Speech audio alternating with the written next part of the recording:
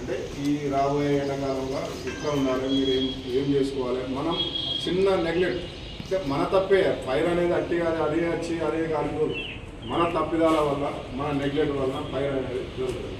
ఏదో అనాఫిషియల్గా ఏదో దాని కాదు, తర్వాత పని చేసుకోవాలి. దాదాపు ఈ రేపు శాస్త్రం అంటే అది బ్రేకర్ స్టార్ట్ అయిపోతుంది, అది తీసిపడేయాలి. తీసేసిన తర్వాత మనం ఏ ఆకారంలో ఎక్కడ ఉంది అనేది చేతిలో పట్టుకొని దీన్ని ఆ ఫైర్ మీద యూజ్ చేసేవారు ఇస్తే దాదాపుగా ఒక కొంచెం ఏరియా కవర్ చేస్తారు. ఇంకా పనిచేస్తారు కాబట్టి మీకు అవగాహన. అయితే మనకు ఫైర్ కన్నా పొగ ఎక్కువ వస్తుంది, స్మోక్ ఎక్కువ వస్తుంది. స్మోక్ వల్ల మన పేషెంట్ బయటకు పోలేదు. మనం ఉంటాం కదా అక్కడ పేషెంట్, అంటే ఇది హాస్పిటల్ కానీ ఎక్కడైనా మనం స్మోక్ ఏదైనా అంటుకున్నారంటే స్మోక్ నిండేస్తుంది రూమ్లో. ఫస్ట్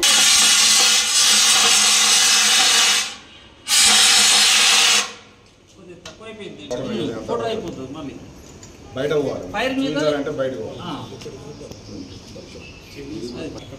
అయితే ఫైర్ ఏదైనా రూమ్లో మనం పేషెంట్ల రూమ్లో కానీ ఎక్కడైనా ఈ మిషన్స్ పెట్టినప్పుడు స్మోక్ ఎక్కువ వస్తుంది, కాలిన దానికన్నా స్మోక్ ఎక్కువ వస్తుంది. స్మోక్ తీసుకోవడం వల్ల పేషెంట్ కానీ ఆడ ఉన్న వాళ్ళు కానీ దాని కార్బన్ మోనాక్సైడ్ ఉంటుంది కాబట్టి దానికి ఎఫెక్ట్ తొందరగా ఒక 5 నిమిషాలు తీసుకుంటే చనిపోయే అవకాశం ఉంది. అట్లాంటప్పుడు ఏం చేయాలంటే మనం ఆ స్మోక్ తీసుకోకుండా దస్తిని నీళ్ళలో ముంచేసి మన స్మోక్ ముక్కుకు కట్టుకోవడం వల్ల అరగంట పనిచేయచ్చు స్మోక్లో. అంటే ఏం చేస్తాం, పేషెంట్లను బయటికి తీసుకెళ్ళడం కానీ లేకపోతే కాస్ట్లీ ఏమైనా వస్తువులు కాలకుండా తీసుకెళ్ళడం, బయటికి దూరం చేయడం కానీ, పేషెంట్ అలా కాలు తిన వాళ్ళని కానీ నడవలేని స్థితిలో ఉన్నారు కానీ అలా ఎక్కువ మనం ఈజీగా బయటకు తీసుకెళ్ళాం. ఒక్కడ తీసుకెళ్ళాలంటే కష్టం. అంటే ఒక్కళ్ళు కూడా తీసుకోవచ్చు. ఏదైనా మనిషి గట్టిగా ఉంటే ఒక పేషెంట్ ఈజీగా చేసుకోవచ్చు. అపాయింట్మెంట్ పేషెంట్ సేఫ్టీగా బయటకు తీసుకెళ్ళడానికి ఇలాంటి మెథడ్స్.